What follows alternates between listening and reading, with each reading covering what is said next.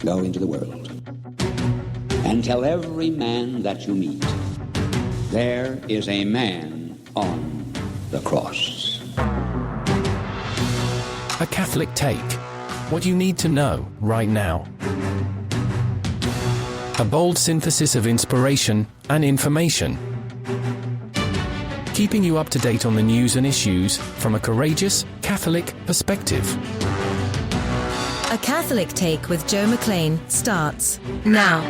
Praise be to Jesus Christ. Welcome back to A Catholic Take, a bold synthesis of information and inspiration. I'm your host, Joe McLean, and it is good to be on with you. I just wish we had better things to talk about, to be honest with you.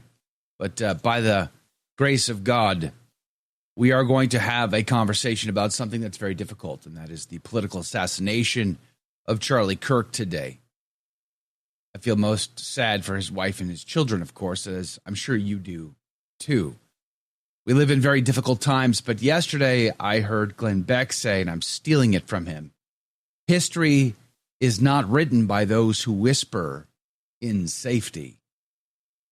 History is not written by those who whisper in safety. You don't love the world you live in? You don't like the society? You don't like the things you see? Well, then you've got to do something about that. You can't just complain about it from home.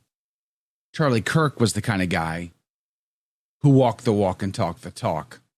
We'll talk more about that at 14 past the hour with Brent Haynes, friend of the show, on the team. Also on the team today is Joseph Pearce. Ironically, he wrote an article, Four Forgotten Heroes of True England, and we were going to talk about that. We still are going to be talking about that at 30 past the hour, but honestly, the theme of the four lives fits very perfectly with what we're going to be talking about Charlie Kirk. So today is a day of remembrance of losing Charlie Kirk, but also about reminding ourselves what it takes to truly change society and the sacrifices that are necessary in order to accomplish that, as painful as they may be. That is on the program today. We'll be conversating and linking to everything over at thestationofthecross.com/ACT, where you'll find the show notes and everything else, the live video feed, the podcast, all of it's there. We'd be grateful if you would also join our email list up at thestationofthecross.com/ACT. We have a lot to get to today, but let us pray for the repose of all of those who lost their lives yesterday, and for those that are left behind to mourn their losses. In the name of the Father, the Son, and the Holy Ghost. Amen. Remember, O most gracious Virgin Mary, that never was it known that anyone who fled to thy protection, implored thy help, or sought thine intercession was left unaided. Inspired by this confidence, I fly unto thee, O Virgin of Virgins, my Mother. To thee do I come, before thee I stand, sinful and sorrowful.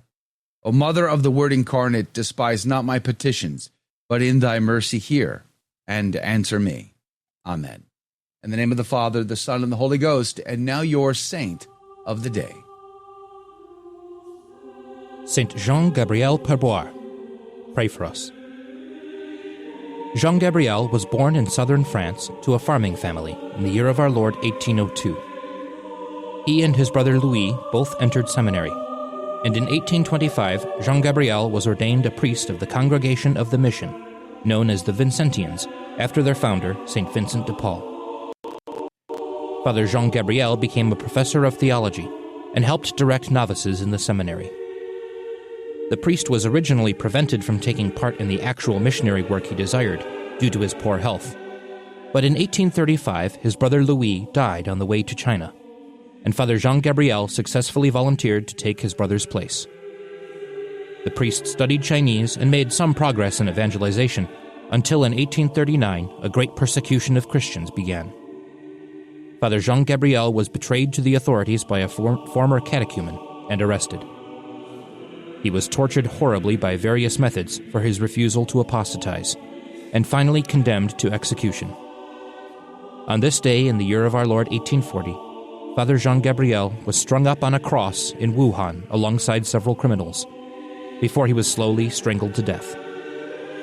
He is one of the first recognized saints of the Church in China, beatified within 50 years of his death, and canonized about a century later. For more about this day and others in the Church's calendar, visit thestationofthecross.com/saints and seasons. Saint Jean-Gabriel Pourboire, pray for us. And now your headline news. Breitbart reports NATO air defenses shoot down Russian drones over Poland. Polish forces, backed by NATO jets, shot down multiple Russian drones that violated Poland's airspace, marking the first NATO military engagement in the Ukrainian war. Trump wrote on social media following the attack, "What's with Russia violating Poland's airspace with drones?" Here we go.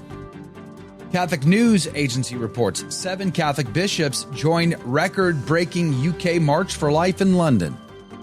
Despite several unforeseen obstacles, including the suspension of the March for Life UK X account 2 days before the march, this year's March for Life UK saw its largest ever number of participants, drawing together families and individuals, Catholic priests, religious, 7 Catholic bishops, and, for the first time, a message from the Holy Father delivered through the Apostolic Nuncio. Organizers estimated 10,000 participants took part in the 10th annual multi-denominational Christian March.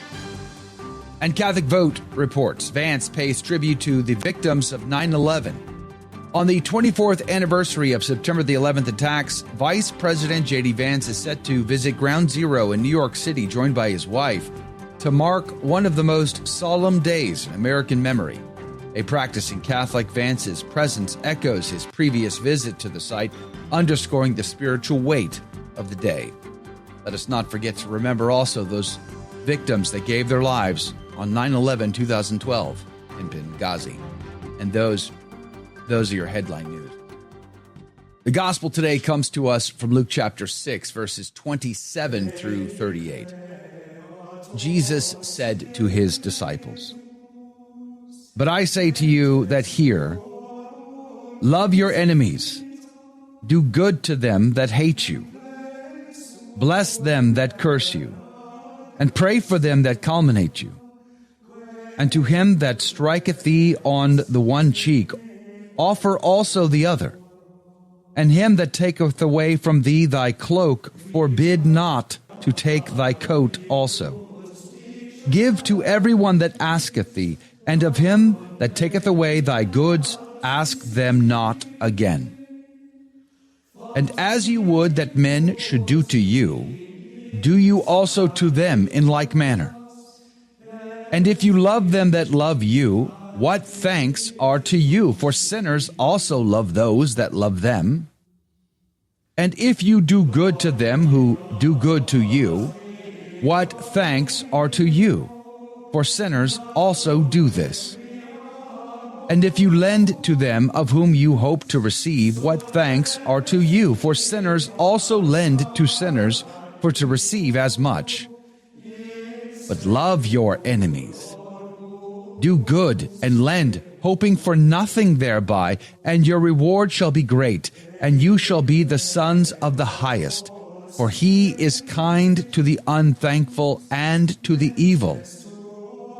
Be therefore merciful, as your Father also is merciful. Judge not, and you shall not be judged. Condemn not, and you shall not be condemned.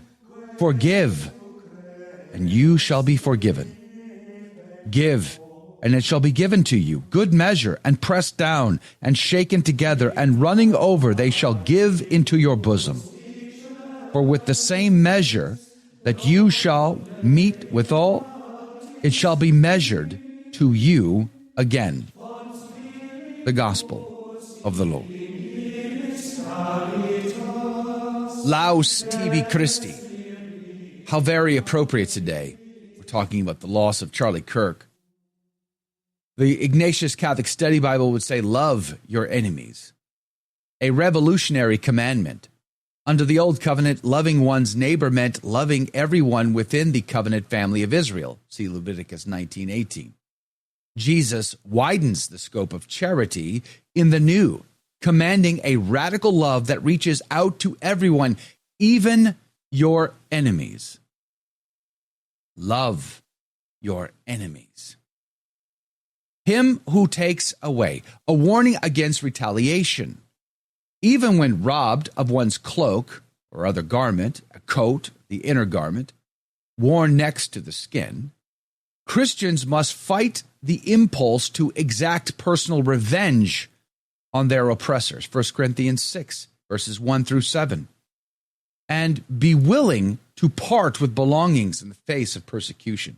Are we willing to suffer at the hands of our enemies for love of Christ and not exact retaliation? Do we decide that judgment is not ours? For vengeance belongs to God, and no one gets out alive. Everyone is held to an account, without exception. Cornelius a Lapide would say, give to every man that asketh of thee, not only if he is in want of the necessities of life, but if he needs counsel, advice, or aid of any kind. For thus ye will be showing mercy and pity both to the souls and bodies of your fellow men. He says, a kindly-hearted man, therefore, will lend to him who is in need, even though he may have reason to believe he will never be repaid. For there are many poor who cannot, and many unworthy persons who will not return that which is lent to them. But it is a two-way road. Because if you need and someone gives, do you not feel the responsibility, the rightness in repaying that which was lent to you? Of course you do. You see, it's a two-way road. It's not just one way. Love your enemies. It's tough being like Christ, isn't it? It's very hard, which is why so few find the narrow gate to heaven, and so many find the wide path to hell. We'll be back in 2 minutes. Don't go anywhere.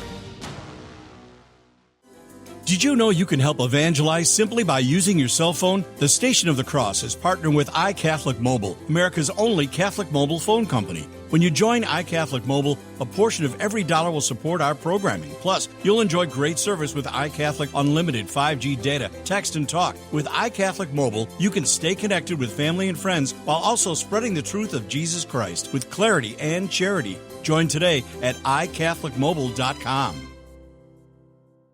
There is one really good trend, and it's not because of baby boomers, and it's not because of our leaders.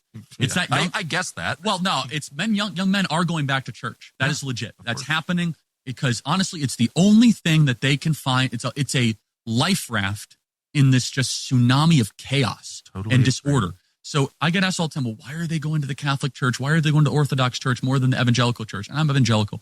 I'll say, well, first of all, they want something that has lasted. They want something that is ancient and that is beautiful. Something that has stood the test of time, something that's not going to change, something that's all of a sudden not going to all of a sudden just flip around and have some sort of, transgender story hour. So that's a really positive trend in the midst of all this. So that's my great hope is the spiritual hope that the young men that are lost, and if any young man is listening to this right now, like stop watching porn, stop, smoking weed, stop drinking endlessly, find yourself back to church. That will reorient your life. I agree. And do what the church tells you to do. Right? Find a woman, marry her, provide, have more kids than you can afford. That's my advice for young men. Right? So it's the most. Praise be to God in all things. That was a clip from Charlie Kirk and Tucker Carlson. Generation in history.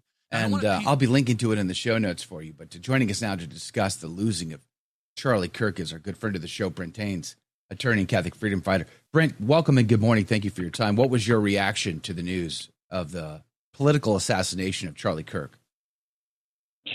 Well, Joe, here we are again. Sadly, you and I have talked about this before. I wasn't surprised. I'm beginning to feel like a broken record. We talked about the shootings of the children at Mass in Minnesota.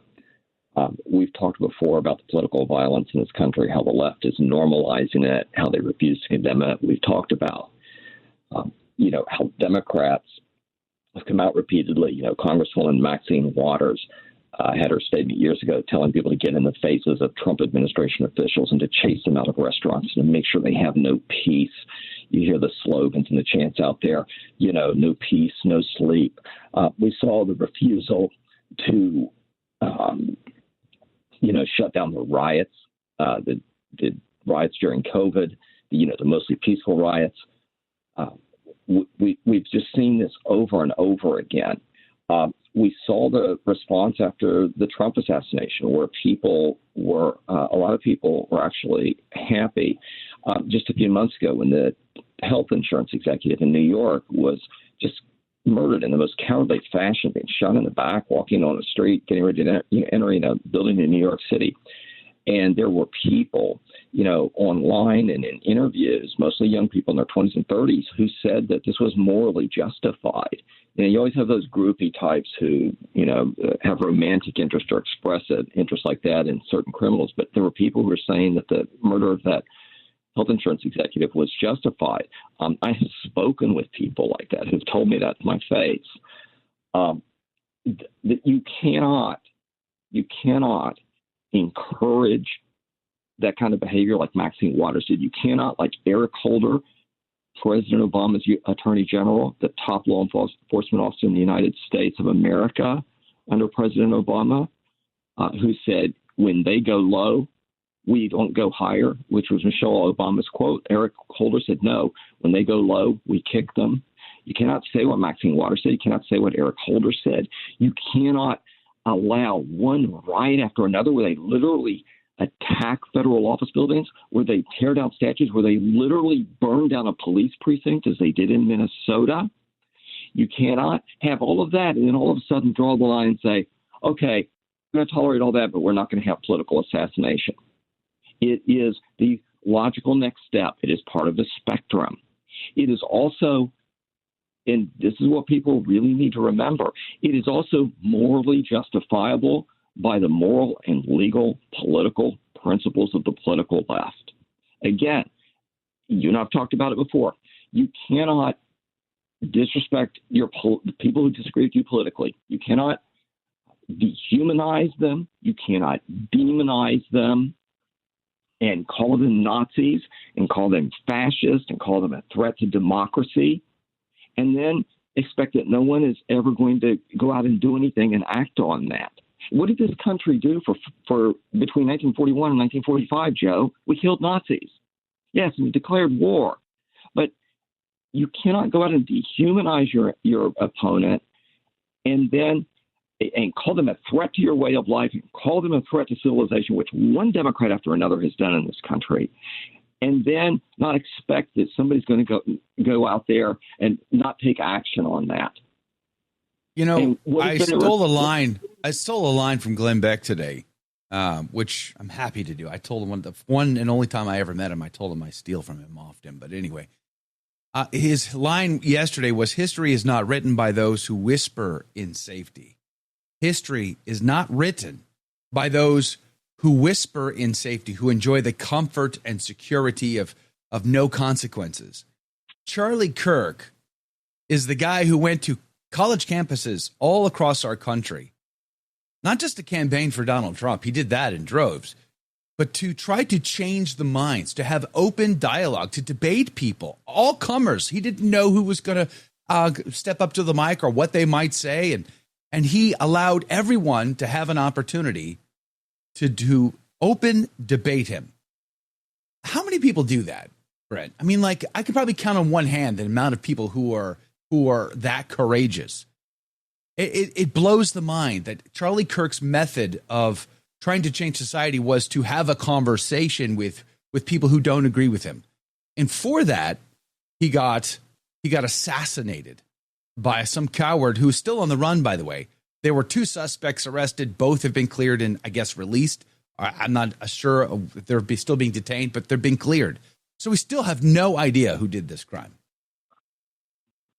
Joe, you are exactly right. For people who are not familiar with Charlie Kirk, his manner of operating was he would go around the United States. This is what he did. He would go to college campuses and he would speak. Now, he wasn't just one of these regular platform speakers. Some people might not be aware that for decades, there have been people who make their living traveling the country, going from one college campus to another, delivering lectures, such as political lectures. That wasn't just Charlie Kirk. Charlie Kirk would go on campus, and you can see plenty of YouTube videos and news reports about this.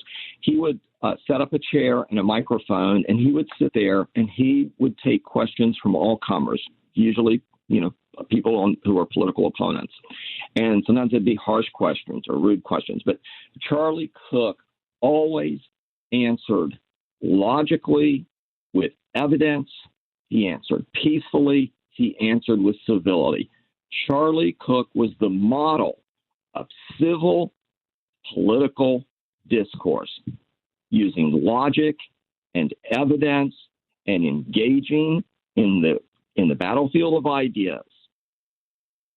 He was, an apostle of political discourse. He's now a martyr to the free exchange of Democrat ideas. And make no mistake about it, this was not just an attack on Charlie Kirk, or not just an attack on conservatives or Christians. He was an open Christian. He was openly Christian. This is not just an attack, on Charlie Kirk. This is an attack on the values he stood for, on traditional American values. This is an attack on our political system that we've had for almost 250 years in this country. This is an attack on the very idea of free speech. If anybody out there thinks that it's just a one-off, or that this is just an aberration, that is not correct. This has a long intellectual pedigree on the political left. Years ago, I bought a book called Words That Wound, which is a collection of law review articles. These are prestigious legal articles. These are articles in prestigious legal journals, Duke, Michigan, Harvard. And the whole theme is that words are essentially the same as physical violence. And it goes back to the critical legal studies movement, which comes out of the critical studies movement, which intellectually can be traced all the way back to Marxism, essentially, just broadly speaking. The attack on Charlie Kirk was an attack on the very idea that you can engage in free political speech, an idea that goes all the way back to the founding of this country, all the way back to the Federalist Papers, and before that to the Constitutional Convention, and before that to the Continental Congress that gave us the Declaration of Independence, and even before that to all the famous newspaper letters and articles that were written in colonial newspapers that engaged in speech and criticism of the British government under King George at the time. This is the premier political principle in American life, in our government and in our political society. The idea that you can have a free exchange of ideas, that it will be civil, and it has been under attack. We've seen it time and again, and now that attack on Charlie Kirk. Brett, hold on. We're going to run out of time, and I want to get this point in and get your Brett. Hold on. I want to get to this reaction before we run out of time. Yesterday, I'm very glad to say that the video of his actual execution is no longer trending. Praise be to God. I think they've taken it down. It's disturbing, to say the least. I hate to say I had watched it. It was rough.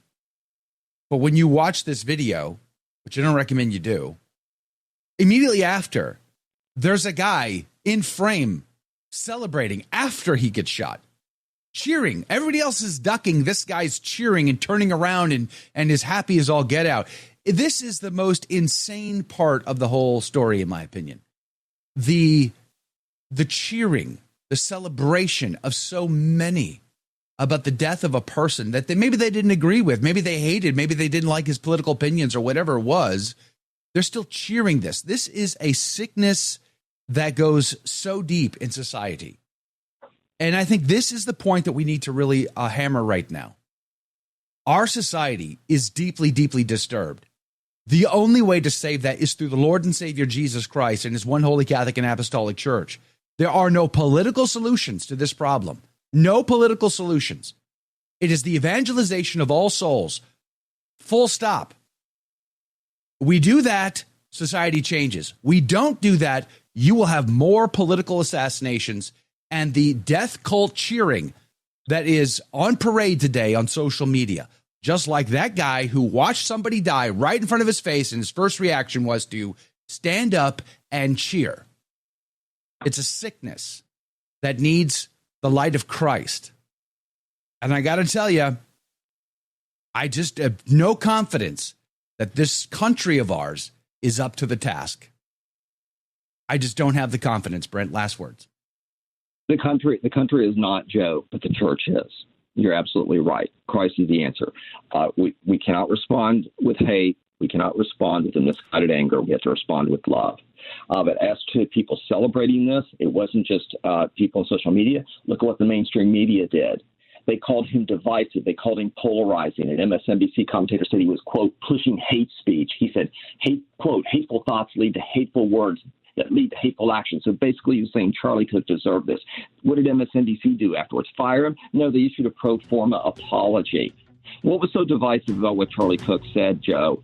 That he supported American values, that he supported free speech, that he said a man is a man and a woman is a woman, or that he was openly Christian? This is an attack on our free speech, an attack on our political system. And remember, without free speech, we start to lose our religious freedoms also. It's going to get worse. It's going to get worse. And people need to ask. People need to ask, where did this come from? These people in their 20s and 30s who have these ideas, they weren't raised by their parents this way. They got these ideas in college, Joe. Praise be to Jesus Christ. Welcome back to A Catholic Take, a bold synthesis of information and inspiration. I'm your host, Joe McClain, and here are your headline news. Ground News reports shooter dead. 2 other students in critical condition after shooting at a Colorado high school yesterday. A student at Evergreen High School opened fire Wednesday, shooting 2 classmates before turning the gun on himself. One victim remains in critical condition, while the second suffered non-life-threatening injuries and is in stable condition. The Hill reports South Korea sends plane for workers detained at Hyundai plant. Nearly 500 workers, including 300 South Korean nationals, were rounded up in a September the 4th raid carried out by the Department of Homeland Security. Officials from Seoul yesterday sent a Boeing 747 from Korea Air to pick up nationals held at a detention center in Folkston, Georgia. U.S. immigration is going to bus them 285 miles to Atlanta, where they will board the plane and be on their way. Ground News reports MSNBC fires Matthew Dowd over unacceptable Charlie Kirk comments. MSNBC fired Matthew Dowd after his comments about Charlie Kirk's shooting were labeled inappropriate and insensitive by network president Rebecca Cutler. Dowd suggested that Kirk's hate speech contributed to a violent environment, stating that hateful thoughts lead to hateful actions. President Donald Trump confirmed Kirk's death, calling him legendary and expressing condolences to his family. And those are your headline news. All that is necessary for the triumph of evil is that good men do nothing. That's attributed to Edmund Burke, although some doubt that he is the author of it. All that is necessary for the triumph of evil is that good men do nothing. Kind of reminds me of what I've stolen from Glenn Beck. History is not written by those who whisper in safety, but rather those that see a problem and do something about it and lay their lives on the line. Joining us now to talk about an article he's written recently is Joseph Pearce. jpearce.co is his website. The article that piqued my interest is over crisismagazine.com, 4 Forgotten Heroes of True England. Joseph Pearce, good morning to you. Thank you for your time. Good morning. Thanks for having me. I can't help but have reread your article this morning in light of Charlie Kirk's political assassination yesterday, because I see a lot of parallel themes here. And I want to start with that and just at least maybe get what was your reaction to this horrible tragedy that unfolded in the state of our country, the state of our world, the state of your home country of England. The world seems like it's very sick right now. What say you? Yeah, there's a lot of craziness going on. There's a lot of hatred, and this, as your news report, it's ironic, of course, that the people that speak most loudly about hatred are those doing the hating and inciting the violence. There's no spokesman for MSNBC in danger of being shot. So that speaks for itself. We were obviously all horrified and shocked. Certainly, we've offered our prayers last night as a family to the repose of the soul of Charlie Kirk, and also for help and support spiritually and in other ways for his young family. So, this is horrific. The fact that people can first do these acts, but then, in the media somehow justify acts of cold-blooded murder of people who are merely exercising their right of freedom of speech, which is essential for a democracy, and without which there is no democracy. You know, when I have a fondness for England for a number of reasons, but specifically towards Christendom. You know, a lot of people don't know this, but in 306 AD, it's in York, England, what we call York, England today, that Constantine becomes emperor. His father dies, and he has named his successor, even if the other co-emperors haven't accepted that. It all starts in England. His dad, according to Eusebius, is the one who kicked paganism out of his royal court and began to plant the seeds towards the one God religion in the heart of his son Constantine, who had fled from Diocletian in order to be by his side there in England. England feels like a very special place when it comes to Christendom. It's the dowry of Our Lady, we are told. And under the persecutions of Christians in England, we have the heroic martyrs that gave their very lives. They saw a problem. St. Thomas More being a stellar example of this. Someone who said, well, I can't go on with you. I have to stand for truth. Truth is Christ. And you give us examples in your article here of people who did that very thing. And again, when I reread it again this morning in light of Charlie Kirk's passing, Charlie Kirk being a guy who says, there's a problem, there's a sickness in society. I'm going to go out and I'm going to do something about that.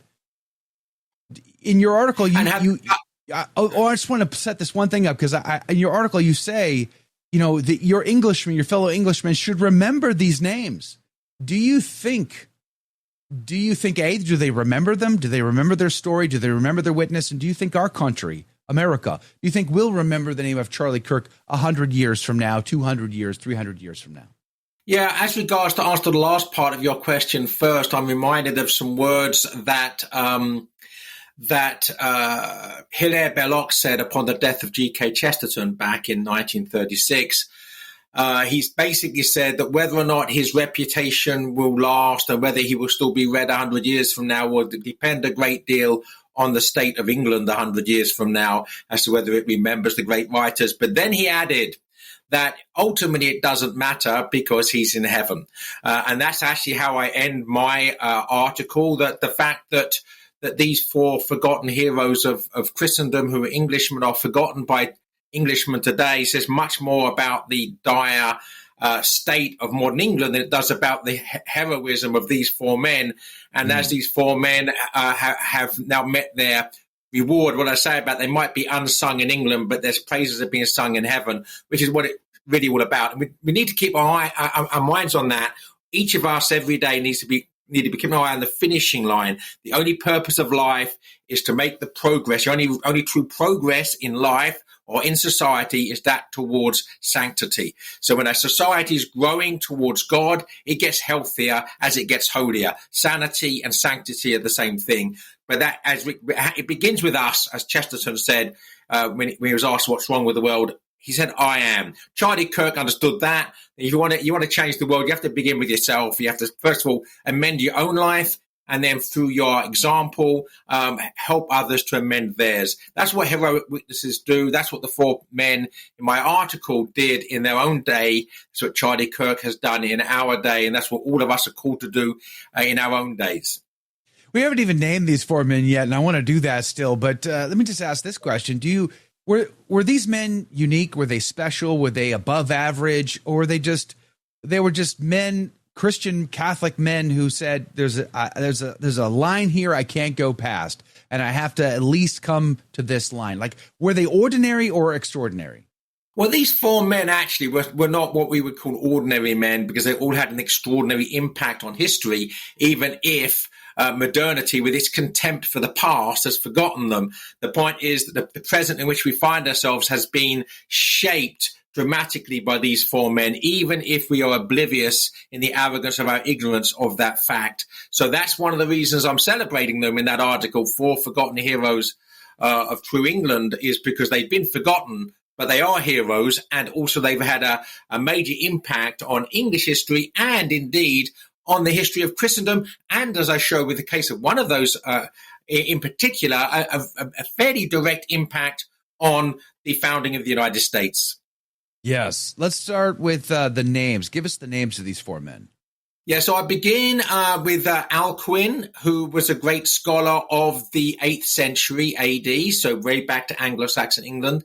I then fast forward to the 13th century and two heroes from that century.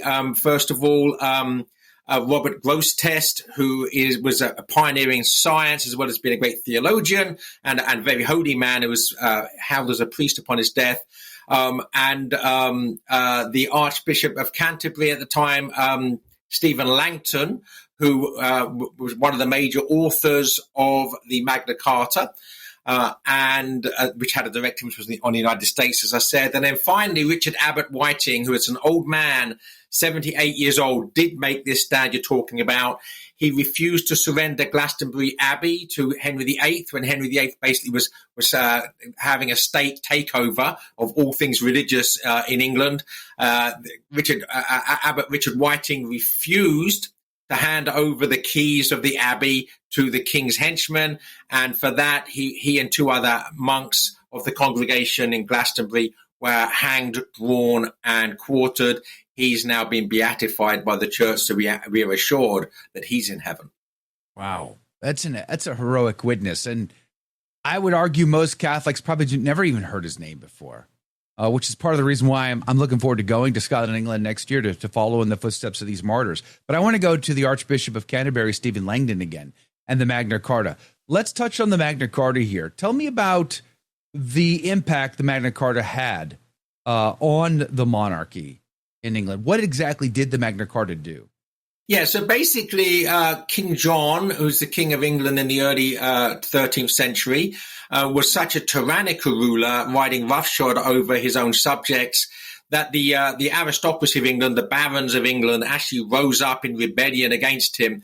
The Archbishop of Canterbury, Stephen Langton, acted as a mediator between the king and the barons, but he also held up an earlier king of England, Saint Edward the Confessor, who was king in the 11th century before the Norman conquest, as the model of what true kingship should be. In other words, kings had to be under God and had to work at becoming holy, as Saint Edward the Confessor did. But also, he then drew this document, the Magna Carta, the Great Charter, which limited the power of the monarchy and laid the foundations for English law. And this was one of the foundational documents in terms of inspiration that the founding fathers of the United States used when they were trying to work out what sort of new nation they were trying to build. The Magna Carta was one of the pillars on which the new nation of the United States was founded. So ironically, the United States of America has a Catholic Archbishop of Canterbury to thank for one of its founding documents, so to speak. How do you think that, I mean, I look at the problems we're facing in our societies, the English one and the American one. I mean, England right now is going through a national crisis. There's lots of nationalism, fever pitch of nationalism rising because of the immigration crisis there, and what many in England say is a two-tier justice system. America is seemingly on the brink of its own internal civil war again. We're more deeply divided now than I think we have been in decades past. Do you think we're living in an era of revolution? And I'm thinking about the Magna Carta, and I wonder, is this one of the stepping stones? Does the Magna Carta limiting the monarchy pave the way for a future generation that's corrupted through socialism and communism and selfishness and all the rest to have the means with which to subvert society? Was monarchy designed in order to help regulate, God's design of the King of Kings and the Lord of Lords ruling society? So I'm just wondering, are we living in an age of rebellion, and how did we get here? Yeah, well, there's all sorts of ironies at work here. The Catholic Church has the answers in her social teaching, Leo XIII, Pius XI, St. John Paul II. So I'd refer your listeners to, if they want to know more about how to solve the political problems of our time or any time, as usual, go back to the teaching of Holy Mother Church. But as regards what monarchy, as the Catholic historian Lord Acton said, power tends to corrupt, and absolute power tends to corrupt absolutely. The problem is that that's not just true of monarchs; it's true of all sorts of other governments also, and it's true of government bureaucracies. And there's something impersonal and inhuman about a mechanism, a machine that is a tyrant. And so we saw that in the Soviet Union with the mechanism of the Communist Party. We see it with the various mechanisms of globalism and globalization and governments that are globalists, such as the government of the European Union, government getting too big for their jackboots. And I think that the uprisings we see, not just in England, but across Europe, in France at the moment, in Germany, many other countries, is a consequence of people being fed up of being ruled by a machine. Hold that thought right there. Joseph Pearce will be back in 2 minutes to carry on this conversation. The jackbooted thugs. 2 minutes. Don't go anywhere. I look at the four people that you've mentioned here, and again, I'm drawing a parallel to Charlie Kirk today. Like Al Cuin, created a library, founded monasteries, preserved and provided to make sure that we had information. And you have some of these examples. Robert, the contemporary of Stephen Langton, was a scientist. He contributed. We can talk about the problems in society. We can talk about how bad things are, and I believe things are very bad. And as I said in the first guest segment in this show, I believe there's zero political solution to this problem. It's an evangelization problem. When the bishops decide to evangelize every single soul, not some souls, every soul must be converted, not some souls, then and only then will you see the needle move in the world. That's just my opinion. But I look at people like the examples that you've listed in your article, and I realize, they didn't just sit on the sidelines. They just didn't sit in comfort. They didn't whisper good ideas in the safety of their living rooms. They went out and they did things. They put themselves on the line. Some of them gave their lives. Some of them gave their fortunes. Some of them just spent their whole life to do things. Science, politics, religion, conversion. They were very active. They were walking the walk and talking the talk. And I think that's the common theme. And that's how I see the parallel with Charlie Kirk. I just want to get your take on that. Yeah, well, I think when I think about Charlie Kirk, then what he was calling us to was dialogue based upon reason, based upon faith and reason, seeing that the two were inseparable. That's why he was willing to talk to anybody. And in actual fact, let his enemies speak to him first. The first shall be last, the last shall be first. He would accept people's objections to his arguments and then endeavor to answer them. A dialogue rooted in faith and reason. What did Al Cuin do? He built the largest library in Christendom. That came to the attention of Charlemagne, the Emperor Charlemagne, who then basically put him in charge of a powerhouse of education, where the manuscripts were copied and illuminated, and therefore this learning was spread throughout the whole of Christendom. That's what Charlie Kirk was trying to do now, is to bring the present back into the great conversation with the past, so that we can learn the lessons of the past and not make the same mistakes as the past, because we're not learning those lessons, and also to accept the wisdom of the past, because that's the way forward in peace and not in war with each other, civil war. So I see that Charlie Kirk, if you like, was someone who practiced this life of faith and reason, which is the only alternative to the raw desire for power, self-empowerment. If all we're looking for is to empower ourselves, we're going to end up ripping each other to pieces. We have to return to faith and reason.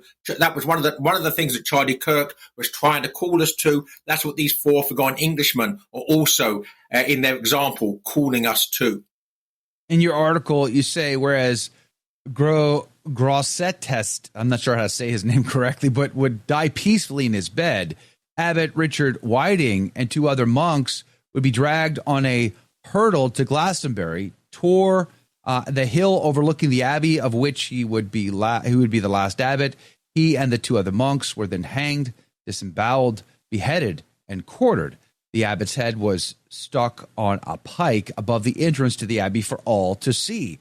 The quartered remainder of his corpse was boiled in pitch and then displayed in the nearby towns of Wells, Bath, and and other places. The crime for which Abbott Whiting was executed in this slow and barbarous fashion was his refusal to surrender the Glastonbury Abbey to the king. You mentioned that in that first segment. But the reason why I bring it up again is because, time goes on. Time passes. And that very site is now a place of pilgrimage. Many people show up there and pray for the intercession of Abbot Richard Whiting. And I think it gives me some hope to in this story. And one of the questions that has come to mind, I think, for many people today, thinking about Charlie Kirk, but using, the good abbot here and his example, is the price too high? I think people are thinking about Charlie Kirk's wife and kids today. Is the price too high? Yeah. Or do good men need to put their lives on the line in order to create, conversion, change, transformation? Yeah, well, the examples given, the template for all politics and all history and all life is given to us in the gospel. If the only truly innocent person, Jesus Christ, freely chose to lay down his life for us, and he calls us to take up our cross and follow him, then all of us should actually expect to be crucified. And this might sound hard, but the point is everybody is crucified. Everybody's on Golgotha, being crucified either to the left hand of Christ or to the right hand of Christ. In other words, we're going to suffer whether we like it or not. That's part of the fallen fabric of the cosmos in which we find ourselves. But the point is, do we acknowledge the fact that we need God's help and we need our neighbor's help to deal with this suffering, to carry our cross?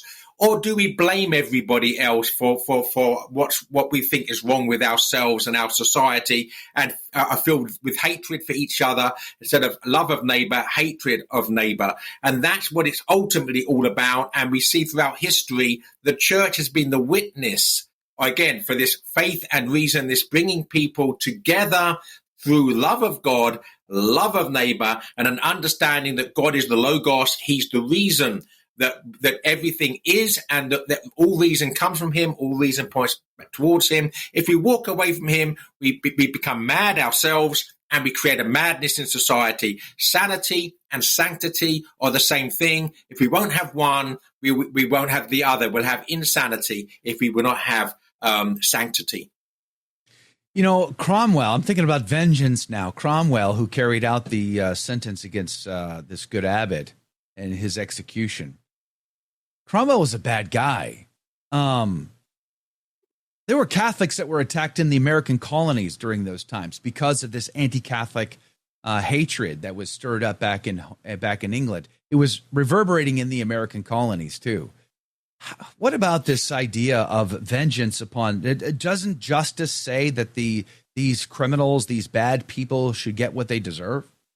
Well, the point is there's two different types of vengeance, of course. This is crucial. I could talk a lot about this, but we don't have time. There's the vengeance of the law, which is justice, right? And there's our own personal desire for vengeance, the desire for an eye, which is basically leads to the complete collapse of society. If we take the law in our own hands, as the assassin did yesterday, and decide that we are going to have our own revenge on someone we don't like, then anarchy ensues. But we do want and expect that assassin to be brought to trial and to suffer the consequence of his actions. That's the vengeance of the law. That's justice. Justice is good and necessary. But we must not take the law into our own hands and think that we are above the law and we are the ministers of our own law, because that's anarchy. When we're all doing our own thing, we have anarchy. And as Oscar Wilde said, anarchy is freedom's own Judas. It betrays freedom with a kiss. Wow, that's a powerful way to end it right there. Joseph Pearce, thank you for your time today. I appreciated your article and didn't expect it to have such deep parallels in our headline news today, but it does. I would encourage everybody to check it out, crisismagazine.com. Also, his website, jpearce.co. We'll link to both in the show notes today over at thestationofthecross.com/ACT. Joseph Pearce, God bless you. God love you. Thank you for being on. Thank you. God bless you. We'll go into the after show. We'll get your commentary. What are you thinking and feeling today about all of this? And tomorrow on the team, Dr. Anthony Stein is back. Fridays with Stein. Sean Walsh is here, too, to talk about artificial intelligence and so much more. So we have a lot to get to still this week. I'd be grateful if you'd share us with a friend. Let us pray for the repose of all those who lost their lives and those that mourn them. A Catholic Take and all of our shows are made possible through the support of listeners just like you. Your support for our fall appeal will help us to expand the reach and impact of my show, A Catholic Take, and all the other great programs right here at the Station of the Cross. You can help us today by either calling 877-711-8500 or visiting our website, thestationofthecross.com. Thank you in advance, and may God bless you and your family. And we're back. Welcome to the after show, everyone. Good morning, everybody. It's heavy, isn't it? I mean, I had friends texting me yesterday to tell me just how they're feeling the heaviness of it all. Charlie Kirk impacted many, many, many people. I think more than we probably realized until yesterday, till he's gone, right? You just never know. You don't know the day, you don't know the hour, you don't know how long you've got. And it just begs the question, how many people are really, truly prepared to walk and face eternity?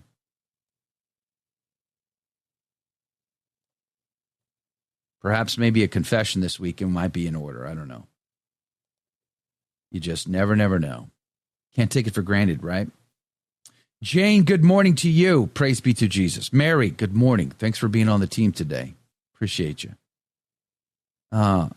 Kevlar Catholic. Boy, does that mean you're tough, but also not too heavy? Is that what that means? Kevlar? You're woven? How am I supposed to take that? Sharon, good morning to you. Mateus from sunny California, good morning to you. Kelly, good morning. Donald, Sci-Fi, Nick the Mike, Rebecca, good morning. Good morning, everybody. Thanks for being on the team today. Appreciate having you here. David Bloomer, our good friend Dave's June 93. He's feeling the heaviness of it this morning. Guguenza, 61, says, I'm not a happy trooper today. He was on his way to be Catholic, I think. The signs were there. In fact, there were reports, I think his wife was Catholic, and he was taking his wife and kids to Mass. He wouldn't attend, he wouldn't participate necessarily. He would sit in the back or whatever, but with his family, of course. But she would go to communion with the kids, and he would sit there. But he was at least taking them. It was a step. He was on the journey. And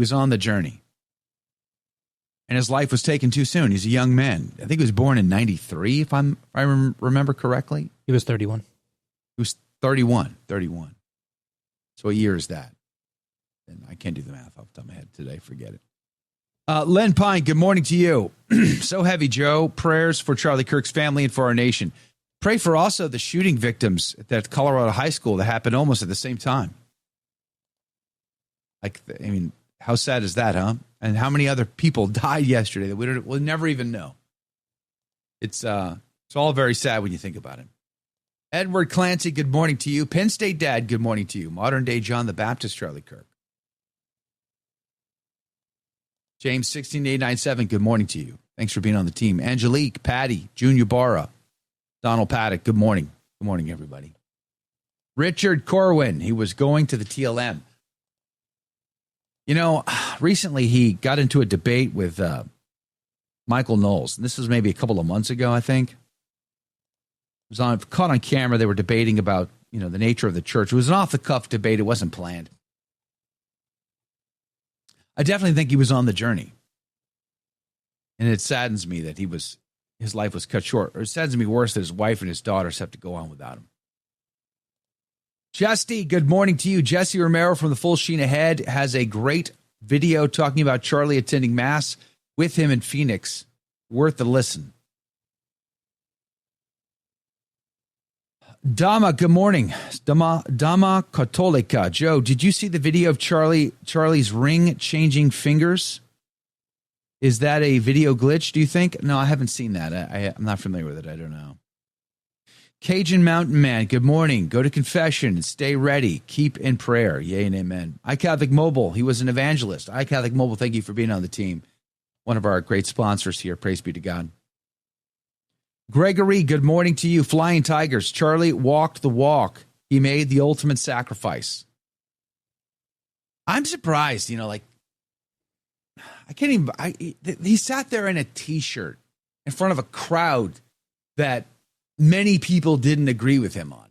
Like the risk that he was taking, the courage, he didn't even have a ballistic vest on. Do you see what I'm saying? Like he just put himself out there. He just put himself out there. It's unbelievable. Phoebe, Our Lady gave him a grace. John Paul Sandoval, I love Jesse Romero and Terry Barber. God bless our brothers at Virgin Most Powerful Radio. Yay and amen.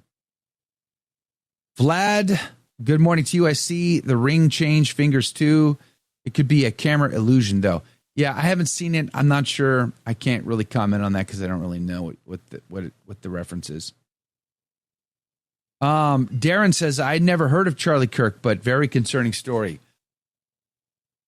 Did you guys see that picture that's now floating around this? I got up this morning thinking there would be some updated information.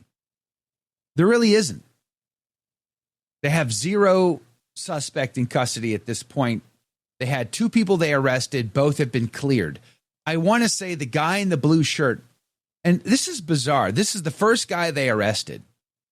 They pulled his pants down when they were arresting him, and they discovered that he had the Mormon underwear on. Not that I don't know what that has anything to do with anything. I just pointed out as a detail. And this guy was saying, he kept repeating, I have the right to remain silent. I have the right to remain silent. And then as they have him on video, as they were hauling him to the car, he was saying, just shoot me, just shoot me. Why would you say that? They cleared this guy. They don't believe he did anything to Charlie Kirk. So how bizarre is that? He didn't shoot him, but this is how he responds when he's being arrested? Pretty sure it was confirmed that that's a fairly well-known crazy guy who goes around to events and harasses Mormon ministers. And this is the point that I was trying to bring up. It's like, this is what we're dealing with here. A world where this is the thing. Like, even people who didn't shoot him are kind of crazy. Like, that's the point I was going to make about this. It's like, it's insane. And then there was another guy they arrested who had a rifle, turns out to be a pellet gun or something. I don't even know. Like, at the press conference yesterday, they brought it up. They're like, yeah, we got another guy in custody. He had a rifle. And a reporter, they didn't say he had a rifle. A reporter asked, hey, can you disclose what kind of rifle he had? And they were like, well, we can't say right now. And so we're like, oh, they got the guy. Because they said they had all this video footage they were looking at. And so we thought, oh, they got him. And then there was some leaked footage, someone's cell phone camera and that video has been taken down now. And that's fine. That's great. But they were like, you could see the rifle, the cops holding the rifle. And I guess it turned out to be some sort of pellet gun or something. I mean, why is there a guy walking around the streets with a pellet gun around this event? We're dealing with insanities. We're dealing with insane people. We're dealing with diabolical oppression and harassment and, dare I say, possession in some cases. Absolutely, the world is sick, and I just don't see anybody with a serious answer about how to fix it, because we keep looking at politics. Politics is never going to solve this problem. Never, never, never. God help us all. This is insane, Jesse. I would agree. It feels totally insane. Pellet guns can kill as well, God forbid. Yes, that's true, but not at 200 yards away from the roof. There's no way that's going to be true.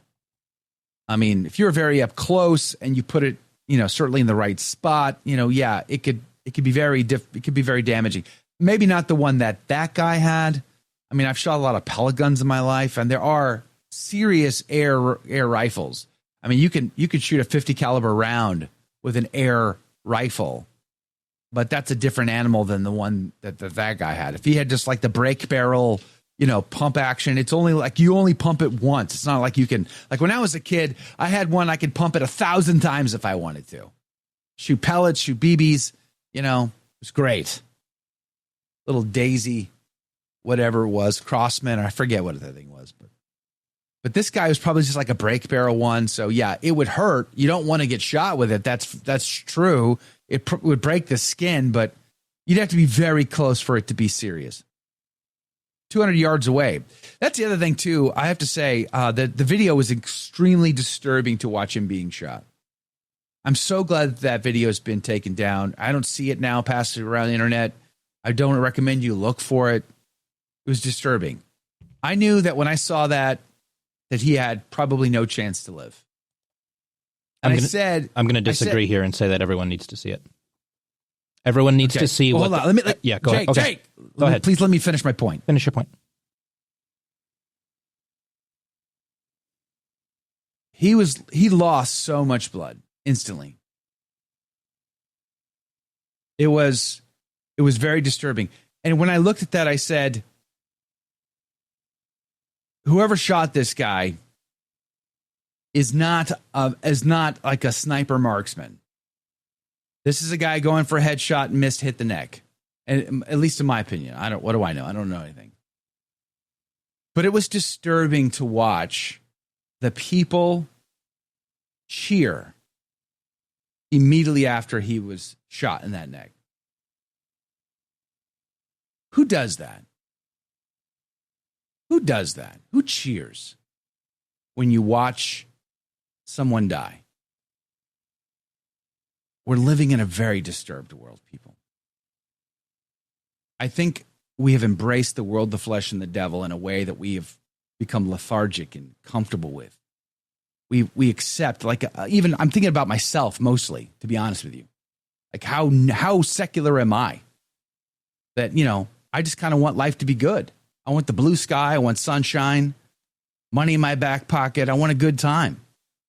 I want life to be, I want to be successful. I want my family to be good. I just want all these normal, comfortable things. How badly do I want the absolute conversion of all souls? I think I'm questioning even myself today after watching that. It was that hard. Jake, what were you going to say? I think everyone needs to see that, and everyone needs to see the video of the Charlotte stabbing. The Charlotte stabbing was so gross. People need to see what they want to do to you and to your wife and to your kids. That is what everyone on the left wants to do to you and your wife and your kids, or worse. That is what they want to do, and you need to see it, and you need to act and behave accordingly. Charlie Kirk went out there, God bless him for it, to try and change hearts and minds by giving his opponents the microphone and saying, here, let's talk this out. And that's what they did to him. And that's what they did. If his wife had been up there, they would have done it to her. If his kids had been up there, they would have done it to them. That is what the left does. And, if you truly, the only reason you should look away from that is to pray. Otherwise, you need to see it. You need to see it, and you need to see what they want to do to your wife and kids and you. They want to shoot you in the head or the neck on live TV, on video, so that other people can see it and be terrified and run in fear and let them rule the day. That is what they want. So you need to look at it and not back down, and you need to take it and you need to show it to other people. Every Democrat voter in your life, you need to show them that video. You need to show them those images and make them say, this is what you vote for. This is what you vote for. Make them own it. Every Democrat voter voted for that unless they can prove otherwise and live their life proving otherwise. Every Democrat voter wants that for you and your wife and your kids. That's the simple truth of it. They have to prove otherwise because that is what they have enabled with their voting patterns. That is what they have done. So I understand when people are disturbed because it is disturbing and we should be disturbed. But that's not a reason to look away unless you are looking away just in total prayer. You need to not avert your eyes. You need to recognize that this is the world we live in and this is who we're dealing with and this is our enemies. And we need to just be prepared to deal with that because Irina was not out there debating people. She was just trying to get home from work or get to work. And a foot soldier of the Democrats, of the left, because there are Republicans who are basically leftists as well. A foot soldier of the left murdered her. That is what people who vote for that have voted for. They have voted for Irina to be stabbed in the neck and die alone with no one helping her on a bus. And you need to just make them own it and be prepared yourself to deal with that being the situation that we live in here in the U.S. The only reason you should look away from it is to just pray, and pray that we don't just pray for peace, pray that rightful authority does what must be done to our enemies to ensure peace. Peace is not the absence of violence. It is the tranquility of order. We need to pray for that. We can't just pray for everyone to not have a gun anymore. It's not how it works. Anyway, that's about all I can say without getting banned from YouTube today. So, Tradish Mom says Matt Fradd and Michael Knowles on last night, and Michael Knowles said he thought he was on his way. It was recorded a few weeks ago. I was saying a rosary for him. When I finished, I heard that he passed. Yeah, I think he was on that spectrum. He had come a long way as an evangelical. He was beginning to even question Israel. I mean, let that sink in. As an evangelical, he was touching that third rail of criticizing Israel.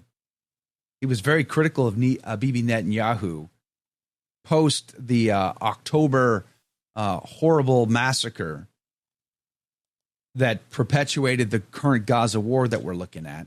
He was incredibly critical and questioned whether or not Bibi Netanyahu had anything to do with that in order to solidify his government, which was in jeopardy. He did that on the Patrick Bet David podcast, by the way. So very public. You touch that one, that's like the sacred cow of the evangelical world. I think that says a lot.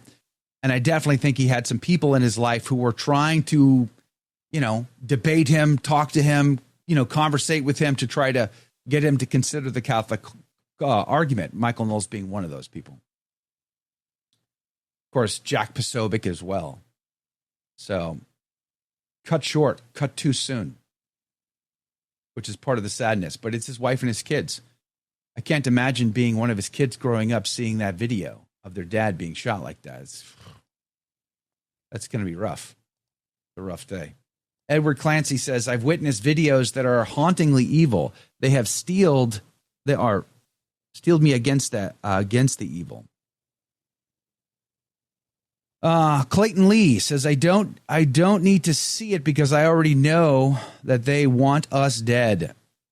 I participated in Operation Rescue in the 80s and saw the vileness of the opposition. Janice says, Jake has a point. I don't agree the video needs to be on the internet. Robert Stevenson, good morning to you. Mossad killed Charlie. Who killed Charlie? The guy is on the roof. There's video of him moving around up there. All of us are having flashbacks to Butler, PA again, with people on roofs moving around. Now, Charlie Kirk's not a politician.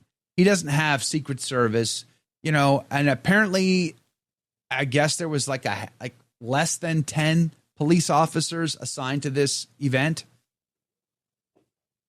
Should there have been more? I don't know. It was just, a gathering on a college campus with a very controversial figure whom a lot of people hated.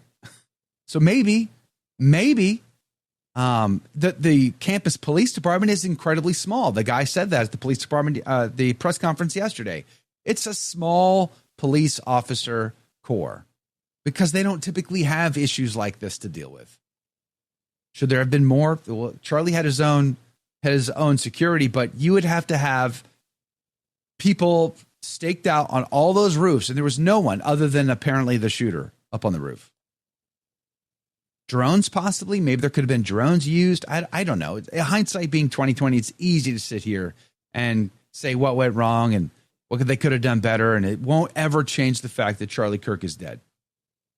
And there were vile people who celebrated it immediately after, standing there while they watched it. Just mind-boggling to me.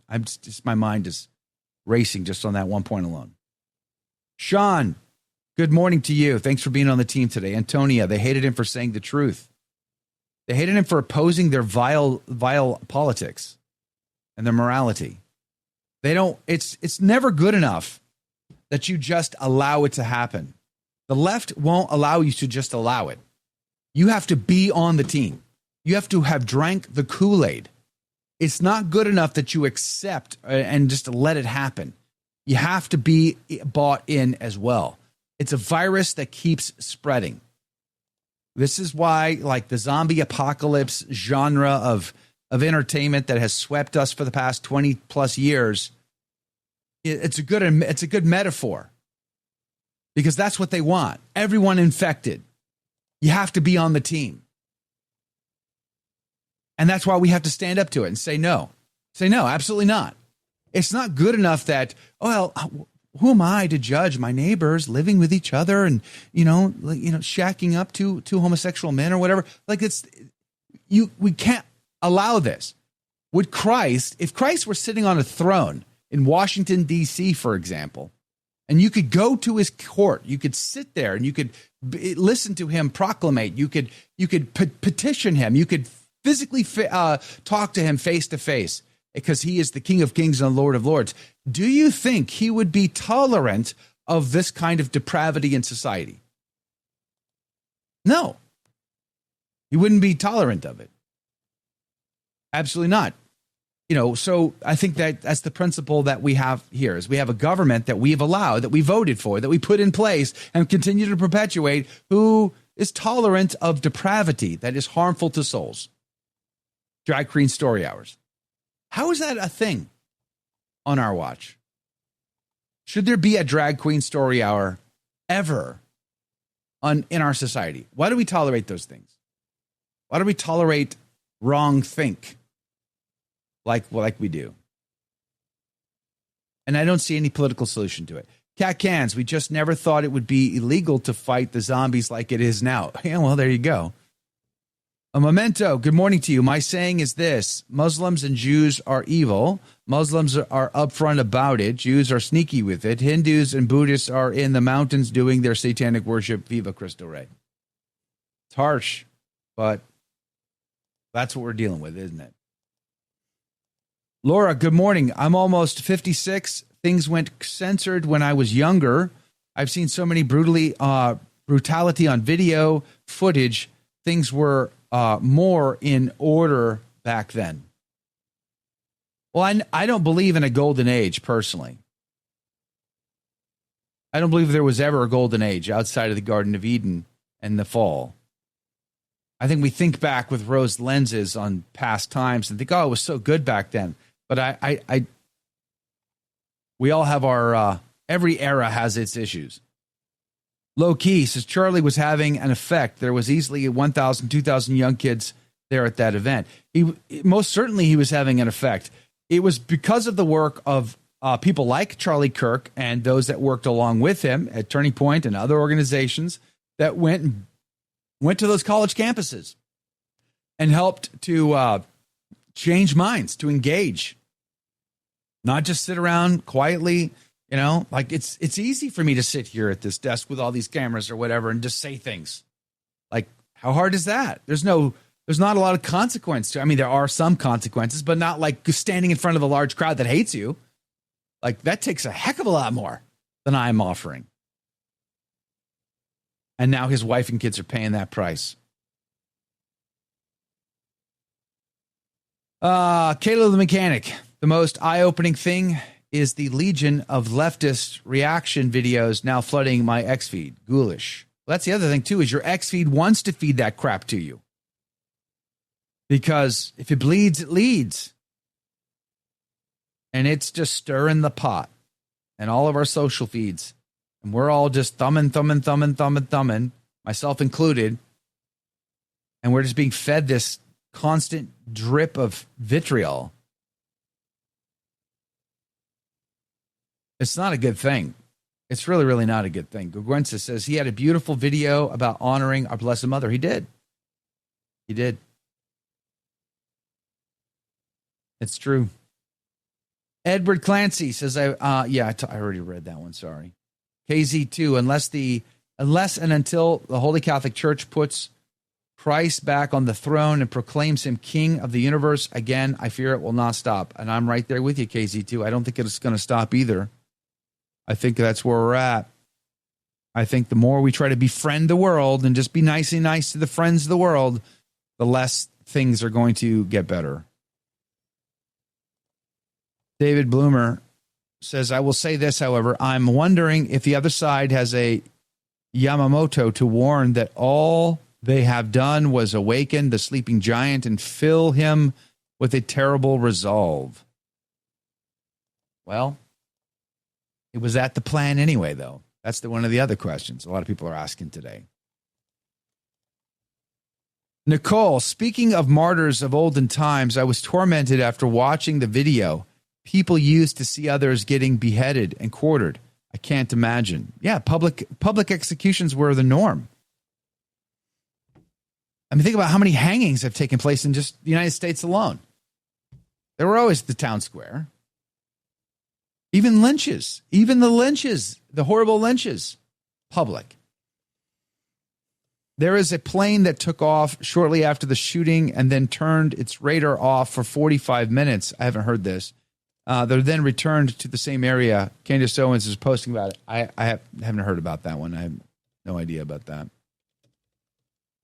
I'm still just wondering what's up with the video of the guy running around the roof.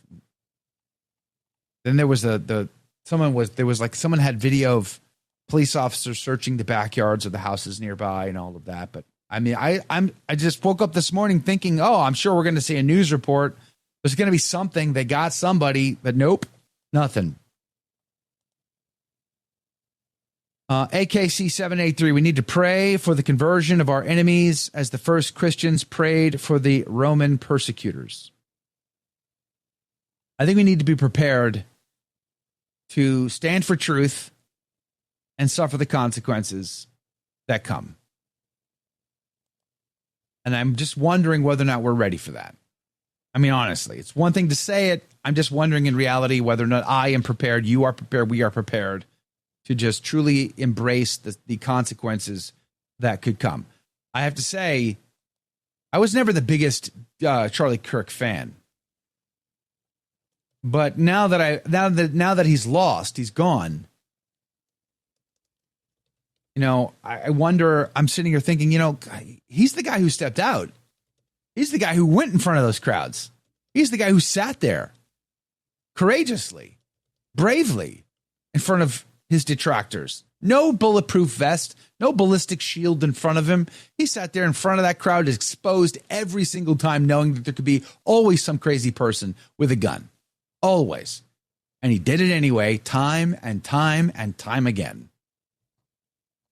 Boy, I got to say, that's pretty it's pretty amazing.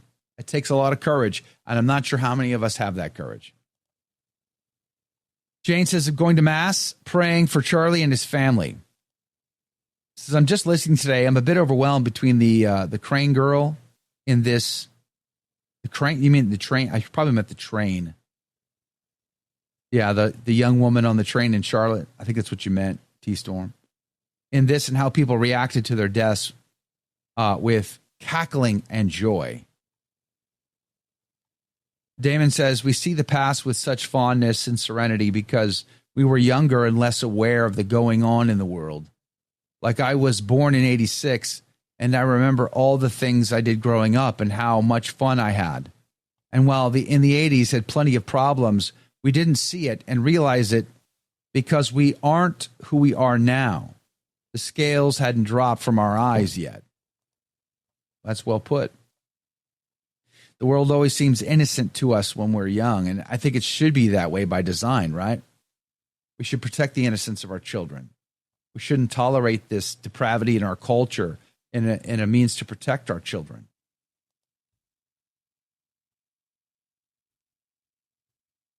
The video of that woman dying on that train was really horrific, too. Like, it wasn't an instantaneous thing. She was stabbed. And it wasn't until, it's like she bled out. And that takes seconds before that happens. So there's time to think. There's time to react. And then it's too late. By the time it had happened, the killer's walking away and nobody's doing anything about it because of the nature of the wound that he inflicted. It's just horrible to see. Really horrible to see. Watching the video yesterday of them trying to rush Charlie to the hospital, trying to get into that SUV as fast as they can, but it was too late by then, in my humble opinion. But that was the other thing about the story that was really difficult, I would say. I wouldn't say frustrating. It was maybe frustrating is not the right word, but difficult was that the reporting on the story as these cases happen to be, like everybody's putting information out there, and it's hard to know what's fact and what's fiction and what's crazy and what's not. It gets really hard to sort through that stuff, really, when it's so soon. But it seemed to me, and you guys tell me if I'm wrong about this or if you saw it the same way, it seemed to me that there was just a delay from official reportage. Like, just, was he alive? Was he not? The AP was reporting he had a pulse. He was in critical condition, but stabilized. I mean, I saw all kinds of reporting, not just from people on X, but from actual like the Associated Press or Fox News or some of these other outlets. Even they were like, it took forever before Fox News reported that he had passed. I think everybody waited until Donald Trump said it before they were like getting on board. But before then, there were many other people saying, yeah, he had passed. But it was just so hard to like know. And it felt like there was just a delay of information. Antonia says, yes, it was a delay. Caleb the Mechanic, understandable. I'm only at suspicion levels right now. Chastity says, I'm pretty sure that he was already dead by the time they got to the hospital. I felt that way too. Because you can't, how do you stop the bleeding on that wound? You don't, like, did they have a med kit there? You know, it's interesting because when I was in the Marine Corps and they taught us combat first aid, you know, what do you do about a sucking chest wound and things like that? And, you know, how do you treat bullet wounds? Like nowadays, they have new technology to help with that you can carry in your little kit. All of us had first aid kits on our rigs. So, you know, you could pull out your bandage and, you know, wrap it around the person and put pressure on the wound and all that. He was gushing blood out of his neck because he got shot in the artery. Unless you had one of these very special things that you push into the wound that expand immediately and try to fill the cavity and block the bleeding, it's over. You have literally seconds. You don't have minutes.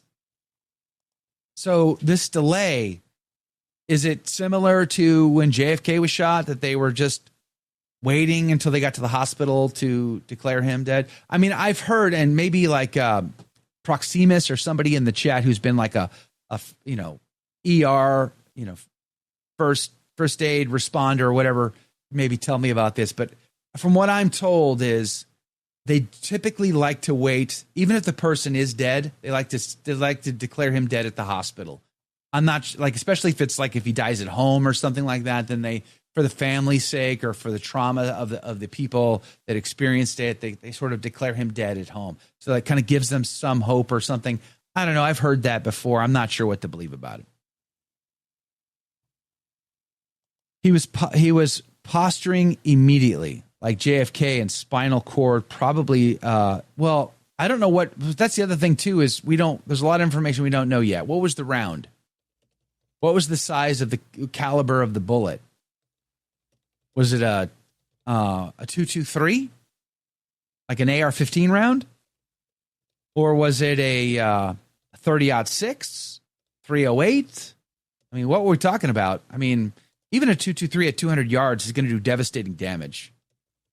You know, the bullets, you know, Full Metal Jacket, if it was a Full Metal Jacket 223, it's designed intentionally to spiral out of control once it hits its target. So it flies very straight, but once it hits the target, it actually tumbles. And that's intentional by design because they want it to do maximum damage. So it creates a bigger wound cavity. And so it wouldn't surprise me at all if you hit here, you're millimeters. away from the spinal cord. It's all very grotesque. But we don't know what it is. Probably a 5.56 or a 2.23. It's probably because it's the most common. I mean, but it wouldn't surprise me if we learned that it was a hunting rifle, bolt action, 30-06, 308. I don't know. This is seeing the video and seeing the like the shock wave of the round itself, which I think is an indicator that it was probably traveling faster than the speed of sound. So it's that's an indicator of the ballistics of this. But seeing that shock wave hit his T-shirt and watching the T-shirt move in that video, he was moving. That bullet was moving fast. Was it suppressed? Maybe. I don't know. I haven't tried to analyze any audio or anything, but I remember hearing the crack of the round, but I don't remember hearing like a large report. Does anybody else hear a large report of the shot itself? I haven't tried to analyze any of that. I don't know. 7mm mag. That'd be a pretty large one. Kathleen says, I heard Charlie was wearing body armor. It didn't look like it to me. Bullet deflected off the possible heart shot and hit his neck. That's news to me. It didn't look at all to me that like he was wearing body armor. To me, it looked like he was wearing just a white T-shirt. I don't know. Which is part of the reason why I'm flabbergasted by this guy who would go and face his enemies without protection. Yeah, he had bodyguards, but what are those bodyguards? There's zero they could do or did do. All that they could do was just monitor the crowd immediately in front of him, and just sort of look at the hands, look at the hands, look at the hands, look at the hands, look at the hands. And that's what they were doing. Who's got what? They can't. Obviously, not enough people were paying attention to this guy walking around on the roof in the back. Although some people caught him. They saw him. They have video of him running around before the shot. Just like at Butler, PA. Yeah, who knows? I don't know. I definitely don't know. Cat Can says it was just a shirt. Kilroy says it couldn't watch. Kathleen, good morning to you. She says, I heard... yeah, we read that one. I don't know. I heard 2 bangs in a video, but I think the second one may have been an echo. I think there was only ever one shot, so probably an echo. Liz Finch, I sure didn't see any body armor, neither did I. Edward Clancy, good morning to you. Says, on the roof of Most Holy Crucifix Church in Lower Manhattan, I saw that the world had changed in a significant way. The battle lines became obvious. Let's not forget Benghazi today as well, 2012. Was it 2012? I think it was 2012. Rosie says, how was there no EMS at the event? I think there could have been. I don't know. I don't know if there was or wasn't. I actually have no idea. But I can tell you this, his bodyguards and his staff were not going to wait around to figure it out. They were doing the one thing they thought they could do, which was rush Charlie to a hospital. Get him in the car and get moving. Was there EMS? I don't know. It wasn't mentioned either way in the press conference yesterday. I'm just really surprised there hasn't been more than one press conference already, to be honest. Unless I missed it. Was there a follow-up one? I saw the main one, and then I didn't see anyone after that. Let me know if I got that wrong. Eileen says, I hope this isn't true, but my friend told me that his wife and children were at the event. I hadn't heard that, and I hope that's not true. I can't imagine watching your dad die like that, your husband die. Mateus, when the American hockey player got sliced in the neck, while playing in England by the blade of another player, I asked another hockey dad who is a surgeon if carrying surgical clamps could help. He said it could. This is going to be another Lee Harvey Oswald report. We will never know. Same with Vegas shooter, Butler shooter. I'm really surprised they didn't spot the guy on the roof. Janice says, you're right, 2012 for Benghazi. Renee, Good morning to you. Thanks for hanging out with us. Philip, rooftops are poor spots for pros. Why did you retract that? Did you mean to say something else? Female KC Royals fan from Nebraska. I was in my basement on 9/11 getting ready to watch the New York NSYNC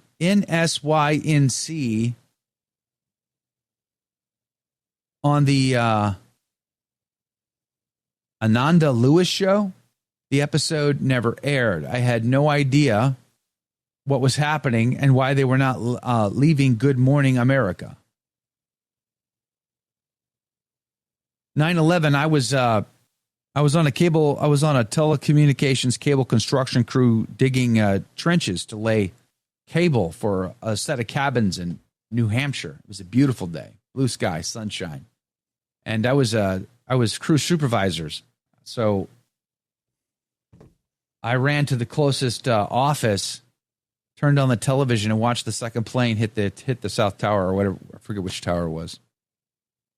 Watched it in real time. It was, and I just remember that the customer came out, and the customer that because it was like they owned this campground with all these little cabins, and we were trying to run cable to all these cabins, and the customer came out and says, "Yeah, some plane just hit the Twin Towers in New York City." I'm like, "What? Really?" So I turned on the radio, and they were reporting it live, and it was like, "Oh man, this is something really going on here." And that's when I drove to the office and turned the TV on and watched the rest of it in live. It was just surreal, so surreal. Flying Tigers. My father and I were at AT at the World Trade Center on 9/11. You were down there, Rob, when that happens? I have a friend of mine goes to our parish. He was there. He was there. He was covered in the soot and the dirt. Remember that? Remember everybody just totally covered from the cloud? He was there. He came out in the cloud. He had friends that didn't make it that day. It's always surreal when I talk to him about it. Rob, I didn't realize you were down there. That's crazy. Douglas says, I was in Rye, New York on 9/11 at a manager's meeting. We all watched in horror. Ernie says, Joe, this morning was one of the most difficult homilies I have ever had to do. Well, God bless you, Father. Thank you for being on with us today. Emotion so raw. Even still, love of Christ is the light in the darkness. Well said, Father. Thank you. Kelly, press conference at 7 a.m. So that's 7 a.m. Eastern or 7 a.m. Utah time. I'm guessing that there's 7 a.m. Central. I don't know what time zone Utah's in. I don't even know. Is it Pacific? Is it Mountain? I'm not sure. So it's got to be coming up then. Honeybee on 9/11. I waited for my husband to come home. He worked in a neighboring tower. Yikes. That must have been a gut wrenching experience for you, Honeybee. Liz Finch. It was so eerie. Yeah. I was just watching the other day of this guy, I forget which podcast he was on. Was it Sean Ryan or I forget which podcast this was, but he was at the Pentagon. He was sent to the Pentagon after the attack to help with body recovery, body part recovery, and classified information recovery, things like that. And he was describing all the bits and pieces of the airplane in tiny little pieces all over the place. He said the one biggest chunk was the landing gear, with the tires were completely melted, but the landing gear was the only thing in one big chunk. Everything else was tiny little pieces all over the place at the Pentagon. And he talked about walking through these totally burnt and blackened rooms, still finding body parts. It's horrible.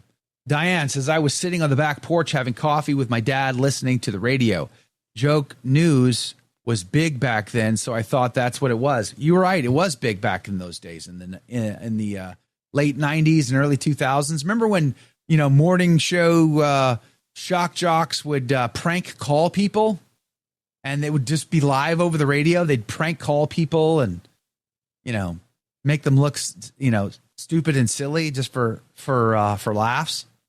We're kind of doing that now on X these days, on social media these days, on YouTube these days. We have our own version of it, but it's kind of the same. Where these people go into public and they just sort of, do stupid and silly and crazy things, and innocent people are caught up in it all. It's terrible, isn't it? But yeah, you're right. That was a thing. So it was hard to know whether or not it was true or it was not.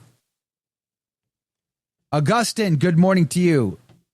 The time is now for good men to stand up and to speak out against evil, not in action, but in word, and by our character, to love our enemies and to forgive those who hate us.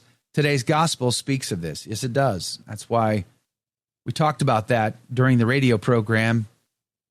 To love our enemies is to be like Christ. What credit is it of it to you if you don't, right? Even the sinners hate their enemies, which is why our Savior Jesus Christ in the Sermon on the Mount takes it from an eye for an eye up to forgiveness. It's greater. It's bigger. We're not going for eye anymore. Liz Finch, good morning to you. The Khobar Towers was hit right after I left Saudi in 96. My friend was in the squadron that replaced us. Thank goodness he survived. Amen. Leo, 9/11, I had just arrived at a hospital where I worked in the morning, and when I exited the lift, my colleague said that the U.S. was being attacked. We all watched on a small TV from Australia. It was evil. The world has not seemed the same since, has it? Since 9/11. Is it just me, or is it because I'm old and that's my time? But maybe that's the case. But it just feels like 9/11 changed everything for the world. We've since had endless warfare and all the rest. Sandra Diaz, I heard that those that jumped off the building, that a priest prayed for those souls outside the building. That's one of the things I will never forget about that day. And that was when I was watching the live feed that morning from that cable office in New Hampshire. There was these live reporters, and you could hear the sounds of the thuds. Those were the sounds of the people hitting them from jumping off the building. They jumped off the building because they had to make a decision whether or not they were going to die in the flames or die falling. And many chose to die falling. And there was this famous image, they call it the falling man. It was this image of this man falling to his death. They caught him mid-flight. He was head down, rushing towards the earth. And many commented that he looked like he was like a Superman, like he was flying. And he was wearing a smock. It's because he worked in the upper floors of the tower in like in the restaurant or something. Like he prepared food. And that was his work outfit. He had gone into work that day. And that's the last image his family has of him, is falling from that tower, the falling man. I've got some potential news here from Steven Crowder. Okay. This morning, my team received an email from an officer at ATF. The email included a screenshot from what appears to be an internal message describing a weapon and cartridges located by ATF and other law enforcement near the scene. And what it says is ATF and other law enforcement located an older model imported Mauser 30-06 caliber bolt-action rifle wrapped in a towel in a wooded area near the campus. The location of the firearm appears to match the suspect's route of travel. The spent cartridge was still chambered, in addition to 3 unspent rounds in the top-fed magazine. All cartridges have engraved wording on them expressing transgender and anti-fascist ideology. Ooh, An emergency trace has been submitted. I somehow felt like this was going to be in the trans argument. Yep. They're possibly the most radicalized foot soldiers of the left. They were there. Yep. There was a whole group of them. Mm-hmm. And guess what they were chanting right before the shot? Judgment is coming. Did you guys see that? There's video footage of them chanting this to Charlie before he gets shot. that judgment would come for him. Was this all a setup? Could they track every single one of those protesters down and ask them, hey, why would you chant that? Is there any connection here? Who do you know? I mean, like, I'm sure maybe they're working on that now. I don't know. What do I know? I wouldn't be at all surprised to see that connection. I wondered. 30-6. Oh, my. Big round. Eric Rodriguez, I heard there is different videos circulating showing impact to the left, no blood in that video. The other video shows blood. Do you think that there are AI videos circulating? Something about his ring switching fingers on different videos, from ring finger to ring on the pinky. It's crazy that there would be AI videos circulating. I have no doubt that people are already trying to create AI videos. That I would certainly say is a safe bet. I don't know anything about the ring. I didn't see anything on the ring yesterday, so I'm at a complete loss as far as the whole ring thing goes. But as far as like seeing an impact to the left, so when I watched the video immediately after it was reported, what I saw was what looked like that you can see like what looks like an impact on the shirt somewhere in this area. And the shirt like moves big. It's a huge movement on the shirt. But then he falls to the left, and most of the people kind of cut it there. But when you watch the whole video, the blood starts coming out of the neck very, very quickly, and he's bleeding out extremely fast. And what I said earlier, Eric, was it is my opinion. I'm no expert. I've shot a lot of bullets in my life, but I'm no expert by far. But it's in my opinion that what you saw on the shirt was simply the shockwave of a bullet moving supersonic, so faster than the speed of sound. So if what Jake said is true, and that this rifle is a 30-06, that makes sense to me. It's definitely moving faster than the speed of sound, which is why when a bullet flies by your head, you hear a crack. This is one of the things they did when I went to boot camp for the first time. When they shoot, you have to go down by the targets. They make you work the targets, and part of the reason why they make you work the targets is so that you get used to hearing that crack. You hear that bullet snap over your head. It's flying right over your head, and it snaps because it's moving faster than the speed of sound. It breaks the sound barrier at your head. So there's a huge shockwave there. I think that's what we're seeing impact the shirt is the shockwave. But there's no blood because that's not where the bullet impacted. It just, at first glance, when you see it, you're like, oh, he got shot in the chest. And I thought, maybe there's a chance he'll live through this. But then when you see the neck, you're like, nope, there's no way. So that's just my opinion. I don't know. But a 30-06, very serious round. 30-06. There's a reason why we kill deer with that round. Kills them quick. Even when you shoot them in the lungs, by the way. 30-06 does tremendous damage.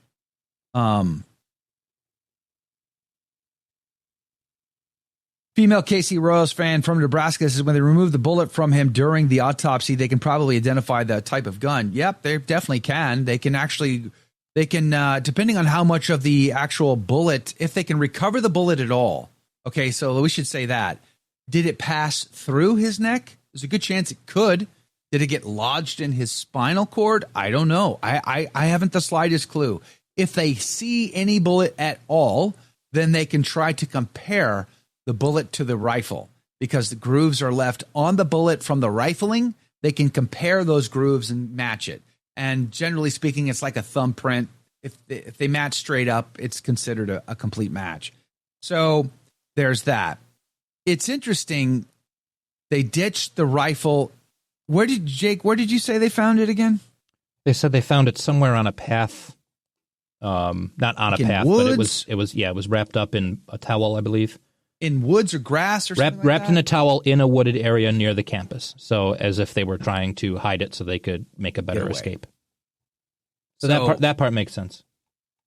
Okay. That does make sense as part of, just wanting to abandon it so that they can run, presumably they wore gloves, so they wouldn't be worried about fingerprints. Right. And they But figured there's still a lot of gunpowder that does find its way up your arm. So if they found certainly. his clothes, there's a good chance they could still, test for that. I don't know. Time will tell.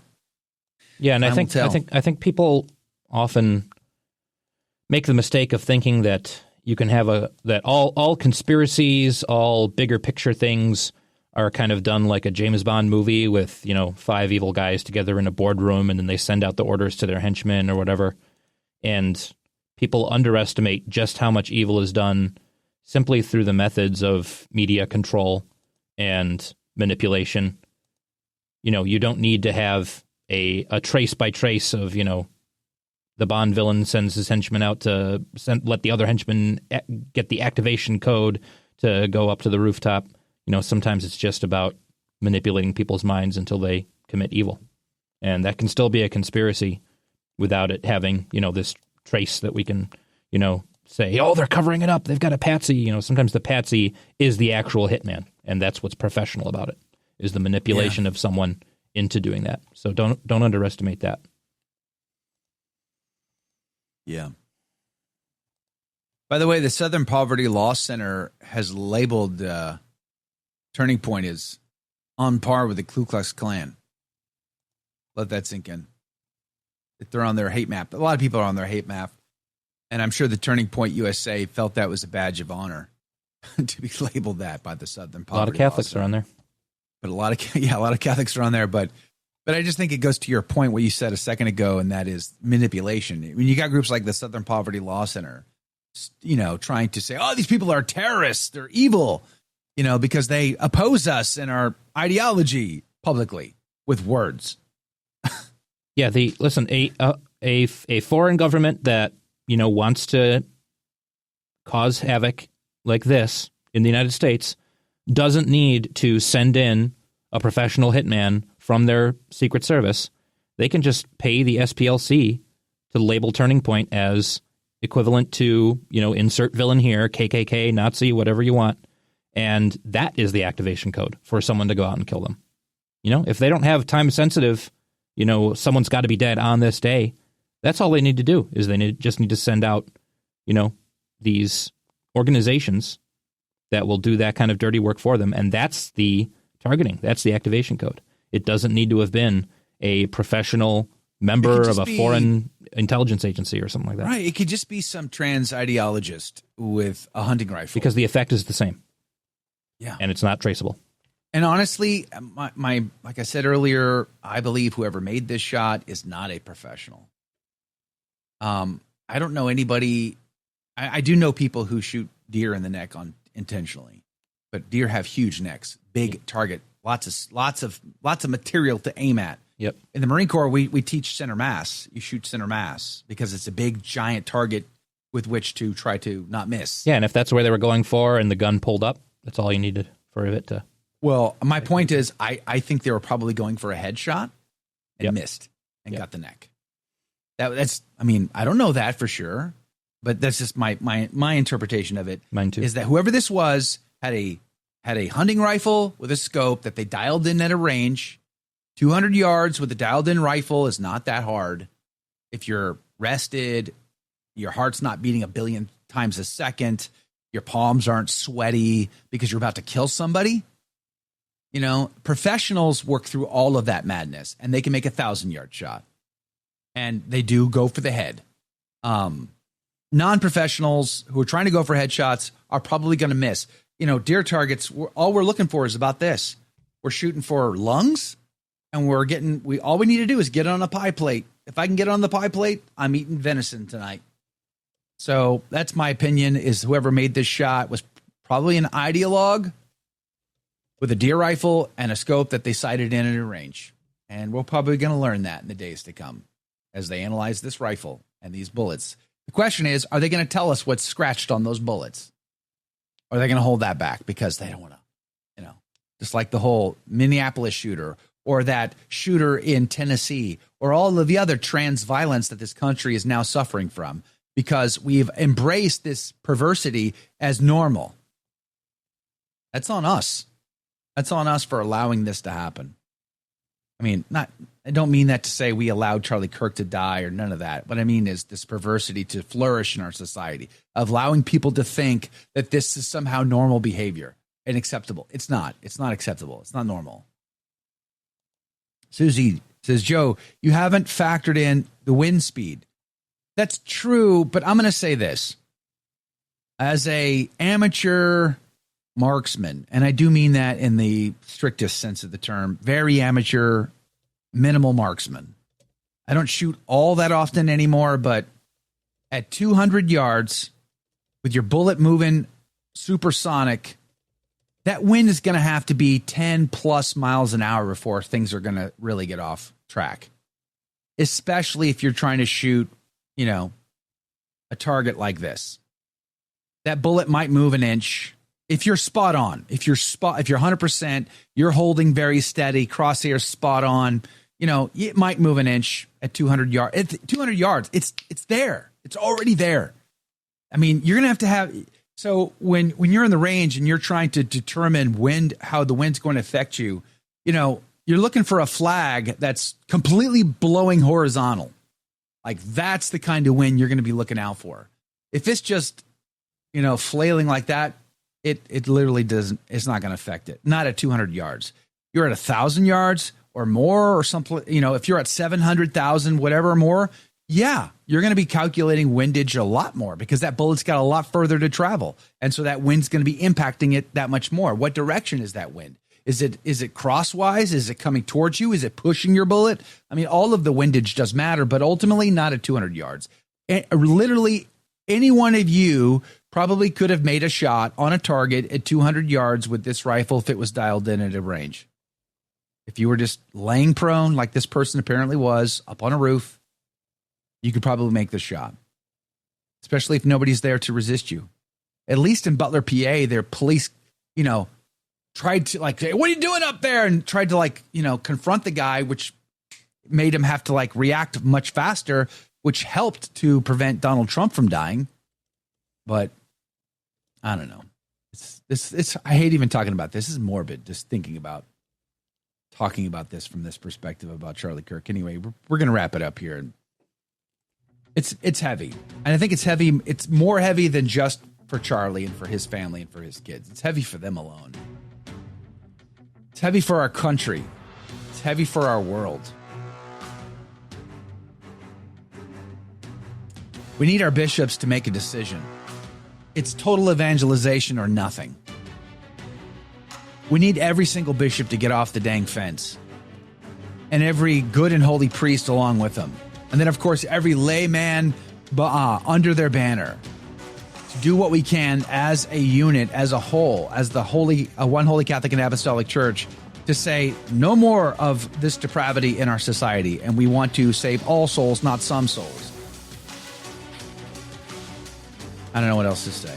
We'll see you back here tomorrow morning, Dr. Anthony Stein. God love you all. Thanks for hanging out with us. We're praying.